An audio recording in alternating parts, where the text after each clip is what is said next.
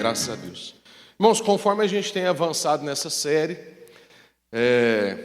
nessa exposição de Jesus aos seus discípulos, eu tenho chegado a uma conclusão, que o Sermão do Monte é para acabar com a nossa vida. Misericórdia, irmãos. Esse sermão aqui é um pacote para acabar com a nossa vida, para destruir com os nossos desejos egoístas. É cada vez mais difícil, parece, meditar sobre isso que Jesus está trazendo.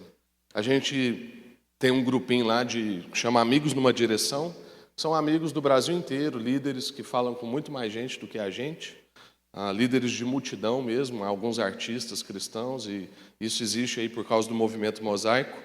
E, inclusive, hoje rolou uma discussão lá sobre toda a questão do cristão na sua conduta moral, na sua conduta legal, e a luta pela justiça, o amor ao próximo, né?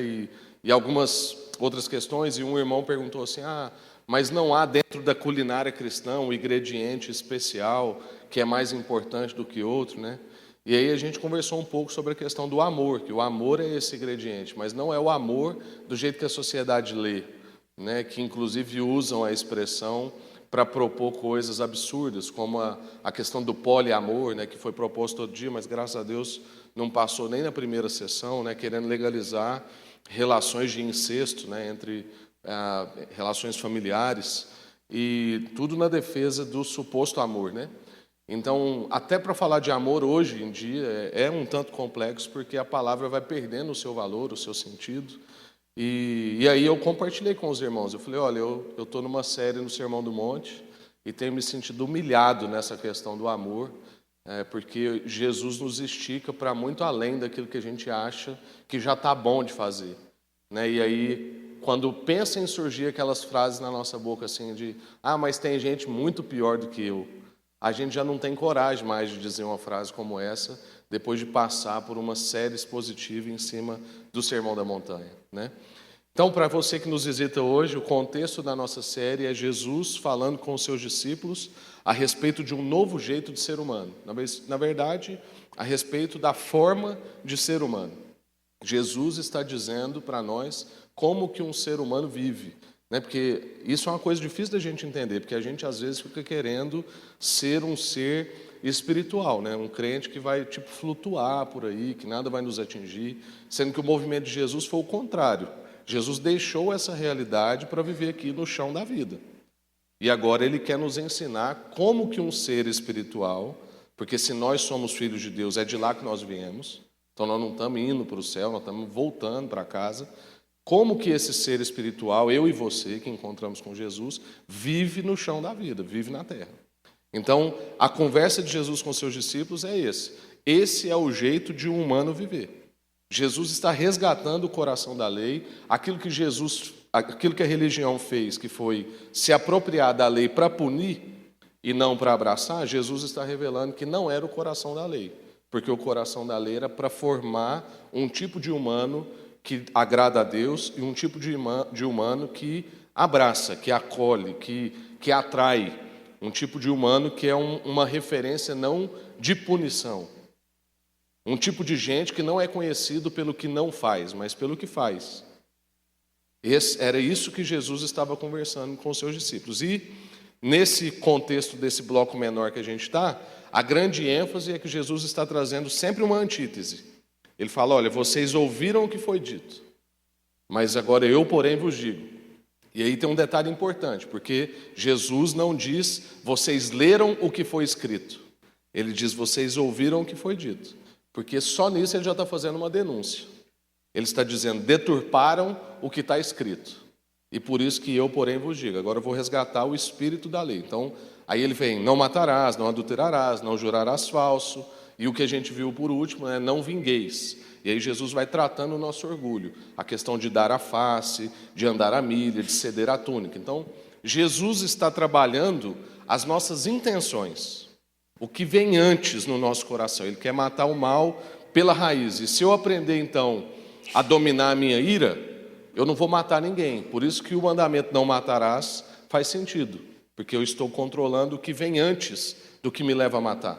Se eu aprender a dominar o meu olhar, eu não vou adulterar. Porque eu estou tratando o que vem antes. Se eu aprender a ponderar as minhas palavras, eu não vou precisar jurar para credenciar a minha palavra.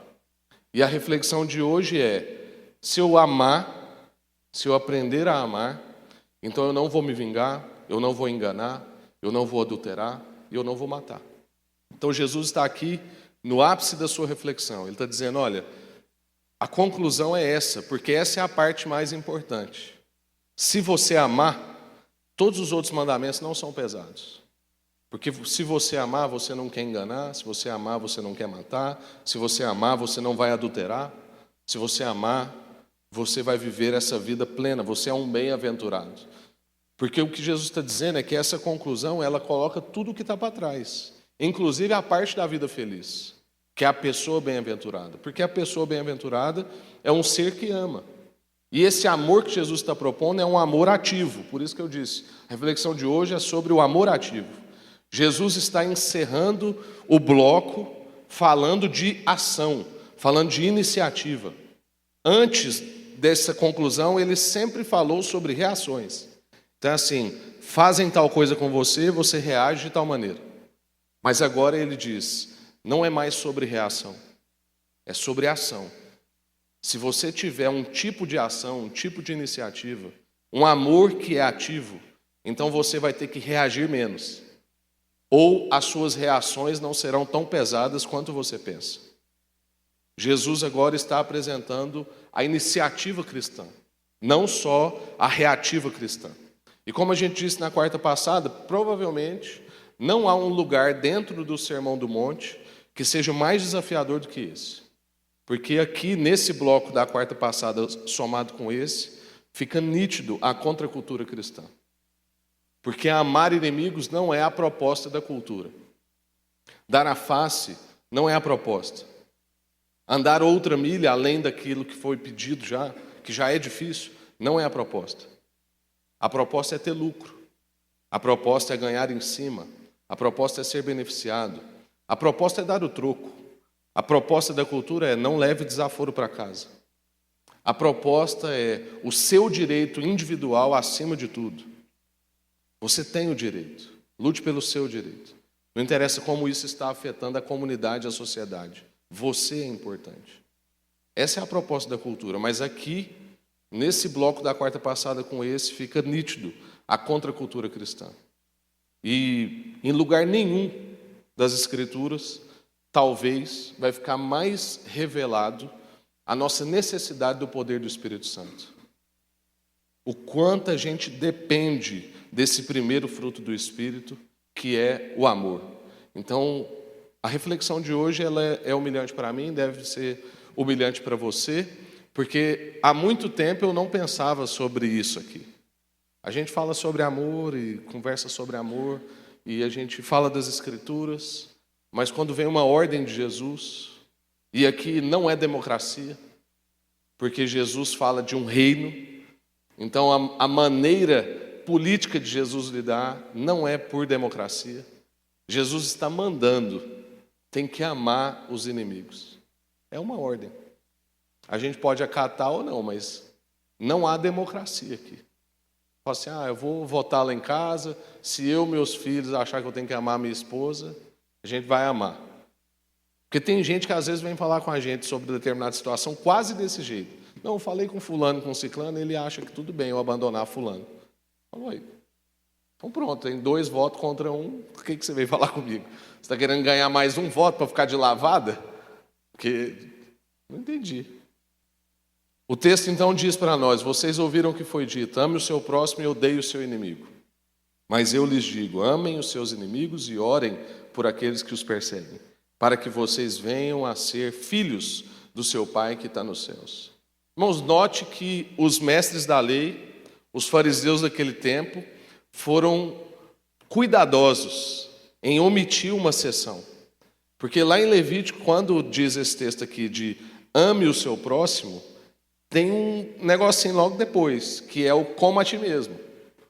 Mas eles tiveram o cuidado de omitir essa parte. Eles só colocaram ame o seu próximo.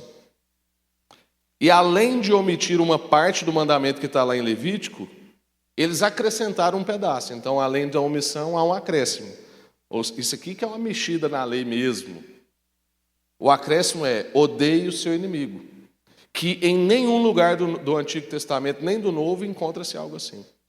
Não há nas Escrituras outro lugar falando para odiar os inimigos, além dessa parte que Jesus está citando, uma deturpação que os mestres da lei fizeram. Então, essa brecha que eles encontraram na lei, que eles criaram, tanto omitiram quanto acrescentaram, é uma brecha que vem por causa da crise do próximo. Então, como é que eles conseguiram essa brecha?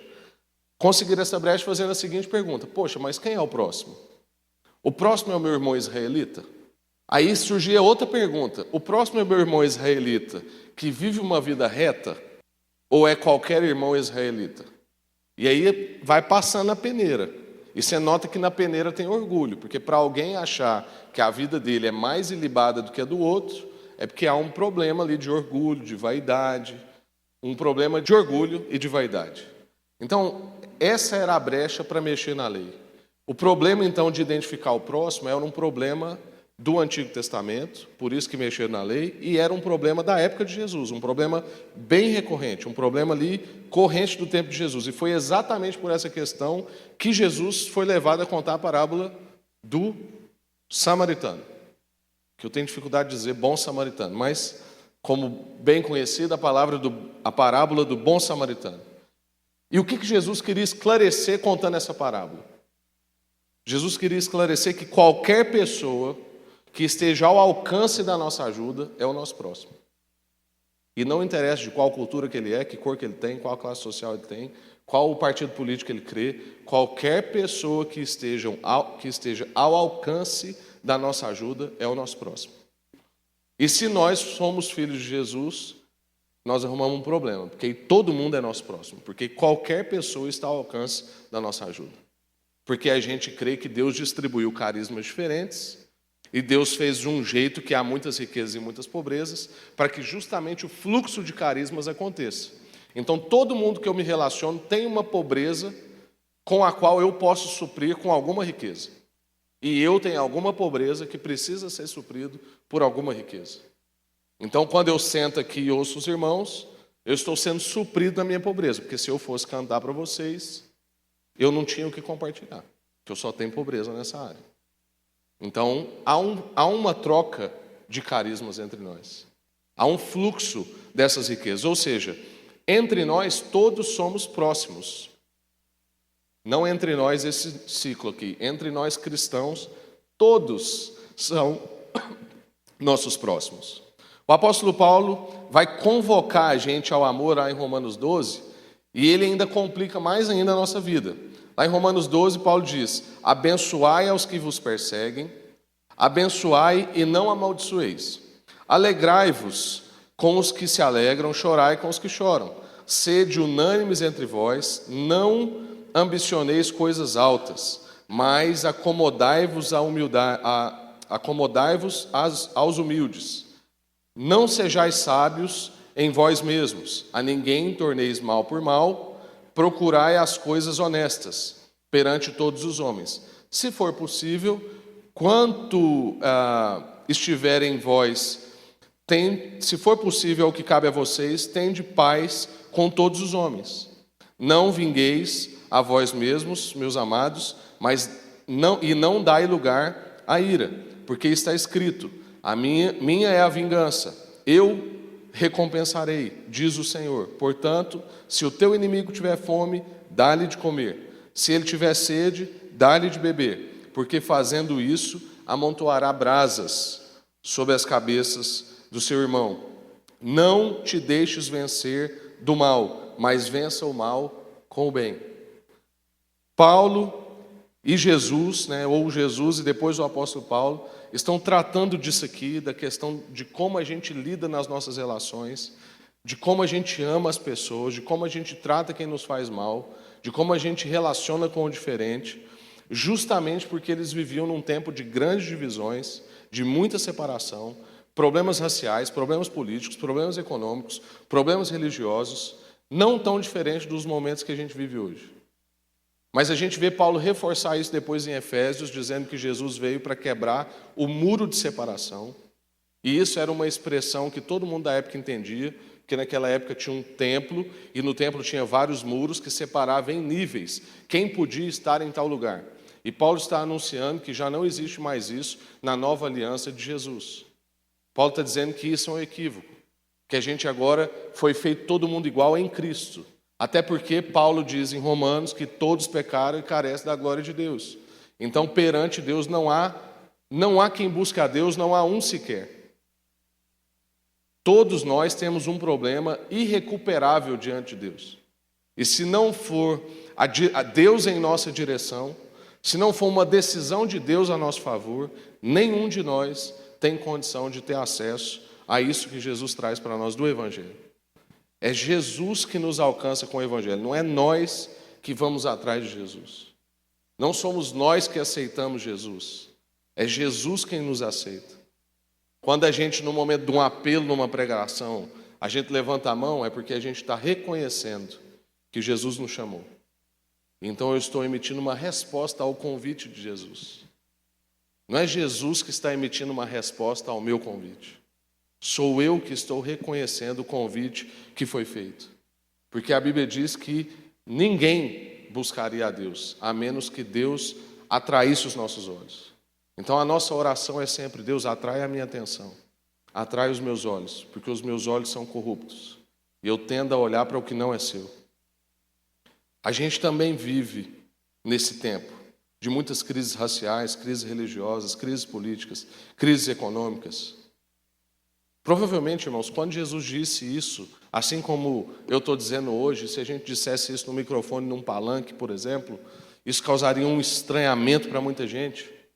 Quando Jesus disse isso, sobre amar os inimigos, muito possivelmente os ouvintes dele devem ter ficado chocados. Porque até ali ninguém tinha dito aquilo. Jesus trouxe uma fala inédita para aquele povo. O que aquele povo estava ouvindo era: ame o seu próximo e odeie o seu inimigo. Havia um endosso religioso a respeito do ódio, o que fomentava na vida das pessoas o desejo por vingança. Sabe aquele seu olhar quando tem alguém que te fez mal, ou alguém que você sabe que é ruim, aí acontece uma desgraça na vida dele, você olha e fala assim: bem feito. Esse povo aqui tinha carimbo para isso. A gente, mesmo sem carimbo, a gente ainda acha bem feito. Mas o que Jesus está trazendo para nós é uma outra realidade. E isso choca a nossa vida. Eu tenho dificuldade de trazer essa reflexão. E se a gente for pensar na nossa vida, porque às vezes a gente está pensando no inimigo assim, um inimigo de Estado, alguém que declarou guerra contra você, mas muitas vezes o nosso inimigo é o nosso cônjuge, porque ele é inimigo do meu desejo, ele é inimigo da minha vontade, ele é inimigo do meu suposto direito. Quando a gente vai conversar, por exemplo, num problema matrimonial, eu estou diante de dois inimigos. Senão a gente não estava ali também. E alguém, o ideal é que os dois, mas pelo menos um dos dois, vai ter que amar o inimigo. Senão não dá.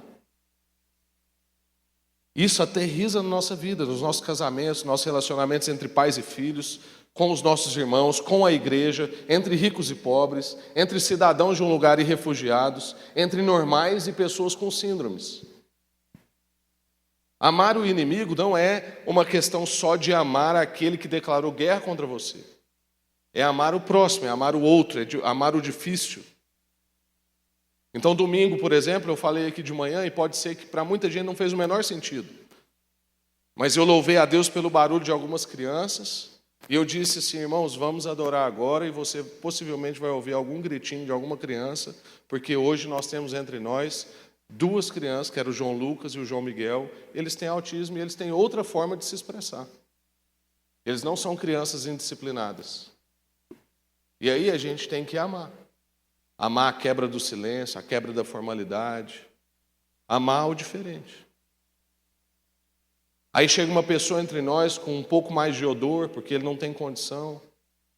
Como, por exemplo, uma família que a gente ajudou aqui por um tempo, e agora, graças a Deus, ele está conseguindo sustentar a casa dele, mas gente que uma cesta básica fazia toda a diferença no mês dele.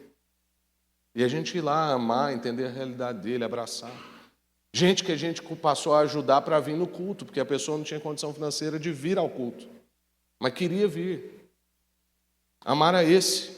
Amar o rico, que enquanto esse está com dificuldade de chegar aqui, o fulano chega no carro que a gente sempre sonhou.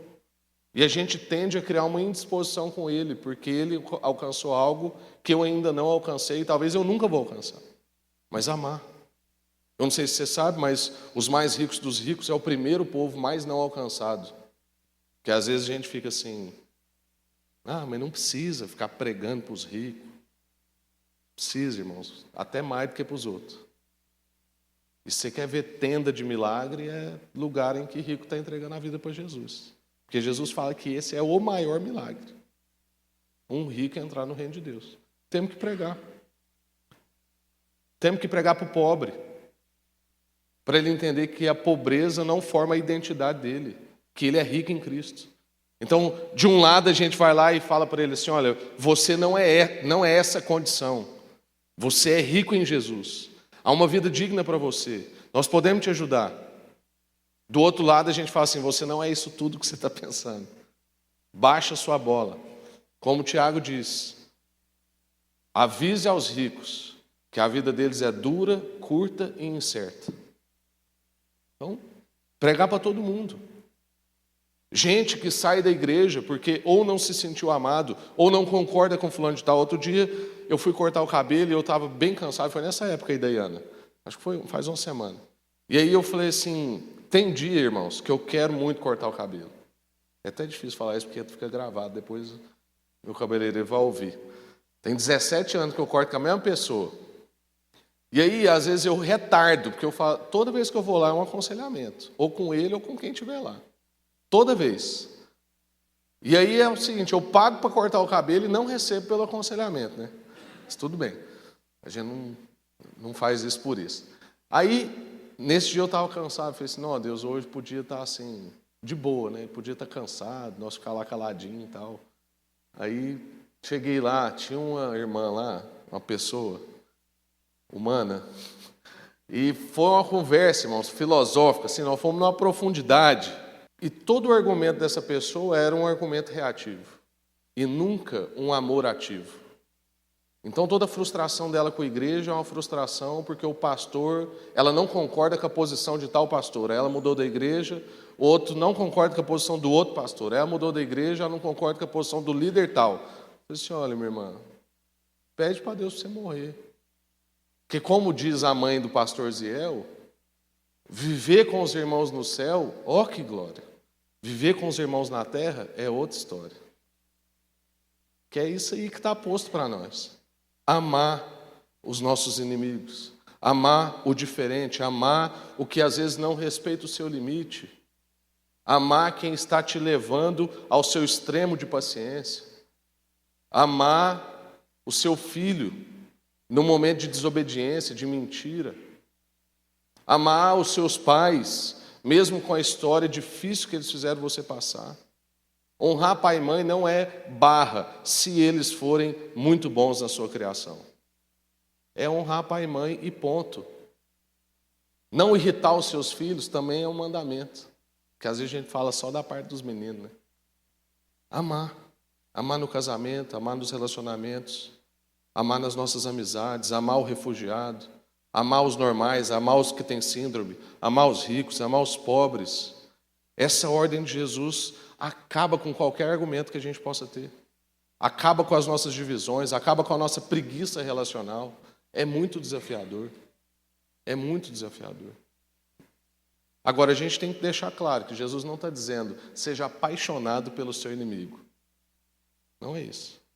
Você não precisa ficar mandando flores, mas é você guardar a sua língua em relação a ele, abençoar a vida dele. Eu me lembro de uma história que o Paulo Júnior contou uma vez, que eles foram visitar um grande traficante, e aí eles estão lá, conversaram e tal, e aí na hora de ir embora o Paulo Júnior falou assim, a gente pode orar por você? E você sabe que esse povo é tudo religioso, né? Ele falou, claro, que benção e tal. Aí o Paulo Júnior pôs a mão, e o Júnior é um homem de fé, né? Ele falou assim, eu vou declarar uma palavra sobre sua vida, de bênção. Ele falou assim, eu quero. Aí o Júnior falou assim, olha, Deus, que só a vontade do Senhor seja feita nessa vida, nessa casa, que nada que for para ele prosperar entre nesse lugar e que o Senhor guarde essa casa de todo mal. Acabou. No outro dia rolou uma batida policial, o cara foi preso e ele foi visitar o cara na prisão e falou assim: irmão, Deus te abençoou. Não é para você continuar com essa vida e tal. Essa é uma bênção para você. A nossa oração foi respondida. É isso aí. É isso. Abençoar as pessoas. Abençoar as pessoas. O povo pergunta para mim se eu tenho muito critério para fazer casamento e tal. Eu gosto de conhecer a pessoa, saber da história dela. Mas eu não posso recusar abençoar um casal que está pedindo uma bênção. Agora nós vamos lá abençoar com o que a gente crê que é bênção. Então, o Júnior estava lá crendo o que era bênção para a vida daquele homem. E hora nenhuma ele ficou com peso na consciência, porque foi feita uma bênção na vida do cara. A casa do cara foi liberta do mal. Só a vontade de Deus foi feita naquele dia. Toda a oração foi respondida. Isso é abençoar os nossos inimigos. É a gente dizer coisas abençoadoras para ele. Porque às vezes a gente lê o que está escrito, né? Assim, abençoem os que te amaldiçoarem. Não é no sentido que você tem que ficar tecendo elogios para os seus inimigos. Não. É abençoar. O que é bênção na Bíblia? Vamos abençoar ele com vida, vamos abençoar ele com saúde, vamos abençoar ele com propósito. Então nós vamos orar. E aí Jesus dá a dica. Ele diz que uma das formas da gente avançar no amor pelo diferente é a oração. Então ele diz: ore pelos que vos perseguem. Jesus está dando uma instrução. Ele está dizendo que orar transforma o meu e o seu coração. Ele diz: ame os seus inimigos e orem por aquele que os persegue, para que vocês venham a ser filhos do seu Pai que está nos céus. Orar é a forma de alcançar esse coração que a gente está pregando aqui. Na oração, irmãos, a gente fica constrangido de falar mal de alguém. Já tentou falar mal de alguém para Jesus? A gente não dá conta. Se você dá conta, você é muito mais safado do que eu pensei. Porque eu acho que pode ter uma pessoa assim. Eu nunca consegui, eu já tentei falar mal de alguém para Deus e não dei conta. Na oração, a gente fica constrangido de falar mal. Na oração, a gente costuma saber quem nós somos diante de Deus. Porque lá no fundo a gente sabe quem a gente é diante de Deus. A gente pode manter uma pose social, mas diante de Deus a gente sabe da nossa realidade. Então a gente não tem coragem de falar algumas coisas. Porque a gente sabe que se Deus viesse com aquele critério todo sobre fulano, para nós também não ia sobrar nada. Porque como Deus é justo, ele teria que vir com aquele critério sobre todo mundo. Então, irmãos, amando os nossos inimigos e orando por eles, a gente vai comprovar para a gente e para os outros que a gente é da família celestial, que nós somos filhos de Deus. Porque também há uma tendência, nós, quando a gente lê esse texto, de pensar que Jesus está colocando aqui uma meta, um alvo, uma condição. Jesus não estava trazendo uma meritocracia, uma forma de conquistar o direito de ser filho de Deus. Não, isso já estava dado por graça. Então Jesus estava falando com os seus discípulos, gente que já tinha sido adotada na família de Deus. Mas a gente sabe que filhos imitam pais. Então o que Jesus está fazendo é, como a conduta dos filhos revelam o pai, vivam assim para que as pessoas vejam que vocês são filhos desse pai. Porque a conduta de vocês vai confirmar que vocês são dessa família celestial. Uma conduta de não vingança. Enquanto os religiosos arrumavam um jeito espiritual de se vingar das pessoas e usavam a lei para se vingar, os discípulos não faziam isso. A gente não se alegra na desgraça alheia. A gente não diz bem feito para fulano de tal. Se a gente não conseguir almejar isso, a gente não vai conseguir revelar que nós somos dessa família celestial, que nós somos filhos. Se a gente não consegue alcançar isso, almejar isso, e ainda que aos poucos a gente ir vivendo um pouco disso, então a gente não conhece o Evangelho. Não é a gente dizer, tem gente muito pior do que eu. Eu sei que tem gente muito pior do que eu sei que tem gente muito pior do que você. Mas se Jesus tivesse pensado assim ao nosso respeito, irmãos, o que seria de nós? Se Jesus tivesse pensado assim, tem gente muito pior do que eu, não ia sobrar nada para nós. Então eu quero concluir que no sofrimento de trazer essa exposição aqui, irmãos, eu pensei assim, na verdade, a gente não sabe amar. Não é que a gente não sabe amar os inimigos, é que a gente não sabe amar. Não é uma questão sobre um grupo de pessoas, é sobre saber amar. Porque quem ama selecionadamente, não ama. Quem ama de maneira selecionada, na verdade, faz comércio, faz troca, espera recompensa, tem critério. E quando eu dispenso amor porque eu vou receber alguma coisa, ou eu dispenso amor porque eu tenho um critério com aquela determinada pessoa, eu dispenso amor porque eu estou esperando uma recompensa, então isso não é amor. Como eu disse aqui quarta passada, se eu quero criar bem o Vitinho para exibi-lo na sociedade ou na igreja, então eu não o amo, eu amo a mim mesmo.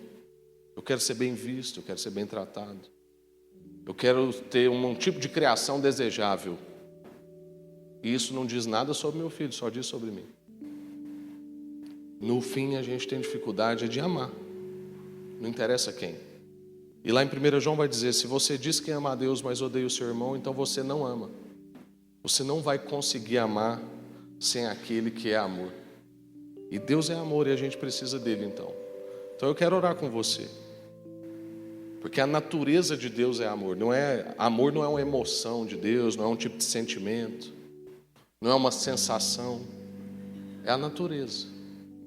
É a virtude. Quando Deus quis se revelar, irmãos, Ele não usou dos seus atributos, que são onisciência, onipresença e onipotência. Quando Deus quis se revelar, Ele usou das suas virtudes: amor, graça e comunhão.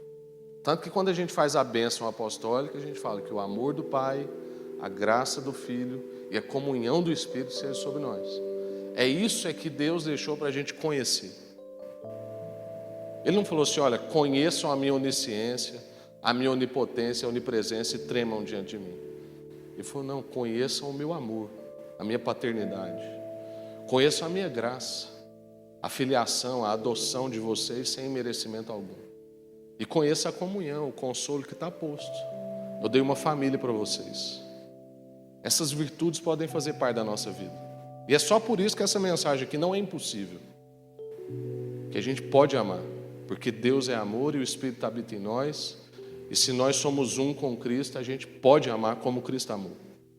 A dificuldade é só porque a gente não quer amar. Porque a gente sabe que amar no fim traz cruz. Porque quando a gente olha para a vida de Jesus é isso.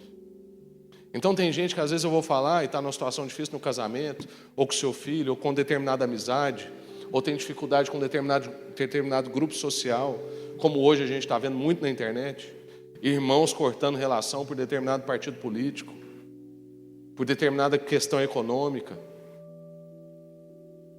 Como disse um filósofo, né? Todo mundo quer ser um revolucionário, mas ninguém quer lavar a louça. A gente vai vendo essas divisões. E aí a pessoa fala assim, não, mas eu já fiz, eu já fui, o que eu tenho que fazer mais?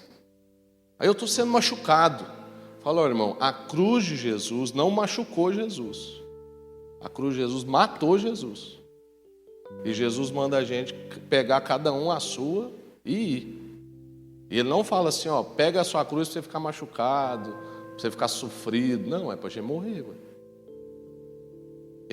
Olha que propaganda do Evangelho. Olha que bênção. Você não quer isso para a sua vida? Esse é o chamado de Jesus para nós. A gente tem que confessar a nossa dificuldade de amar e aprender a amar. Porque a vida só tem gosto bom se a gente souber amar. Talvez sua vida está amarga porque a gente não está sabendo amar. Quando a gente aprender a amar, a vida vai ter um gosto melhor. Porque Jesus não reclamou de estar na cruz, não. Na verdade, um dos seus últimos atos foi, Pai, perdoa-lhes, porque eles não sabem o que fazem. Estava lá abençoando, derramando virtude, entregando de fato a vida. Então, muitas vezes, amar vai matar você, matar o seu orgulho, matar a sua vaidade, matar a sua presunção. Era essa a palavra que eu queria que ela ore. Vai matar o ideal que a gente tinha feito. Então, todo mundo que é casado aqui sabe que, em determinado ponto do casamento, o nosso ideal do casamento morre. Vai para a cruz. Aí a gente tem que ir e não fugir. E dar a vida por aquilo. Isso é amor. Amor é paciente, espera, não arde em ciúme. É esse amor. Deus está nos chamando para amar. Não é simplesmente amar os nossos inimigos, é aprender a amar. Amém? Quero orar com você. Deus, nós não sabemos amar, Deus. Eu não sei os meus irmãos, mas eu olho para a minha vida e ainda vejo, ó Deus, muita esperança de expectativas, de remunerações, ó Deus, das minhas doações. Ainda me pego, ó Deus, com expectativas de correspondência de algumas coisas que eu fiz. Ainda, ó Deus, me pego considerando se eu devo ou não fazer aquilo para tal pessoa, porque talvez tal pessoa não vai me retribuir ou ninguém vai ver. Ainda me vejo indisposto, ó Deus, a orar por quem me persegue, por quem falou mal de mim, ó Deus, por quem criou histórias. Mas eu peço, ó Deus, cura-nos. Assim como eu, deve ter outros irmãos aqui. Cura-nos. Nós queremos aprender a amar, ó Deus. Nós queremos aprender a amar como o Senhor, queremos aprender a amar como Jesus. Queremos amar sem critério. Queremos amar sem esperar em troca. Queremos amar sem esperar resposta. Queremos entregar, ó Deus, entregar espontaneamente. Ninguém tirou a vida de Jesus, Ele espontaneamente a deu. Queremos mesmo pegar a nossa cruz, ó Deus, e seguir o Senhor. Nós não queremos só ser machucado pela cruz. Nós queremos morrer naquilo que a gente precisa morrer. Morrer no nosso orgulho, na nossa vaidade, nossa presunção, nossa cabeça dura, nossa dureza. Queremos, ó Deus, relacionar melhor com os nossos amigos, relacionar melhor no nosso casamento, relacionar melhor com o nosso trabalho, relacionar melhor com o dinheiro, relacionar melhor com a cultura, relacionar melhor, ó Deus, com quem pensa diferente de nós, relacionar melhor com o partido de esquerda, relacionar melhor com o partido de direita. Não com o partido, mas com as pessoas do partido. Queremos amar, Deus. Amar aqueles que na nossa cabeça são os nossos inimigos. Queremos entregar a vida, Deus. Se a gente amar só quem retribui a gente, que mérito há nisso? Até os fariseus faziam isso. Nós queremos, ó Deus, abençoar as pessoas, como o exemplo que a gente deu aqui. Derramar vida, virtude, clamar propósito. Queremos pegar um inimigo nosso, ó Deus, e amontoar brasa na cabeça dele. Orar em favor da vida dele, do casamento dele. Às vezes ele está lá doido para largar a esposa e nós vamos orar assim, Deus abençoe esse casamento. E aquilo que ele vai estar achando que é a maldição é a bênção. O Senhor possa nos dar ousadia, coração, disposição para isso. Ensina-nos a amar, Deus. Queremos aprender a amar. Em nome de Jesus. Amém. Graças a Deus. Irmãos, eu confio na oração e sei que Deus é poderoso para nos ensinar a amar. Que você busque praticar isso todo dia. Como a gente disse aqui, um amor ativo. Não espere só ser reativo. Seja propositivo, intencional na vida de amor, de oferta, de entrega, de abençoar. Abençoe. Se você ainda não consegue amar o fulano, ore por ele. A ordem que Jesus estava dando era uma sequência, que não é espere amar para orar. Não, ore para conseguir amar. Então comece a orar por alguém que você ainda não consegue amar. E aí você vai se pegar amando, tendo misericórdia dele, porque ele está vivendo uma vida infernal, que talvez ninguém ainda parou para orar por ele. Amém?